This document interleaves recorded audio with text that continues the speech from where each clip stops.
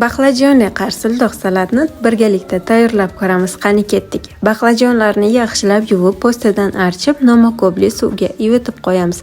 Keyin esa quruq salfetka yordamida ortiqcha suvlarni quritib olamiz. Makkajo'xori kraxmaliga bulab, qizigan yog'da qizartirib pishirib olamiz. Kraxmalga bulagan joyimni videoga olish esimdan chiqibdi. Rukolalarimizni yaxshilab yuvib, suvlarini sirqitib olamiz. Taryalkaga rukolalarimizni solib, birin-ketin baqlajonlarimizni teramiz. Undan keyin pomidorlarimizni teramiz. Xohishingizga moslab krem chiz solishingiz mumkin. Aroyde sousini, ya'ni achchiq shirin sousni ustidan solib, kunjutlarni sepib, dasturxonga tortamiz. Retsept sizga yoqqan bo'lsa, yurakchani bosib qo'ying. Foydali retseptlarni yo'qotib qo'ymaslik uchun mani sahifamga obuna bo'ling.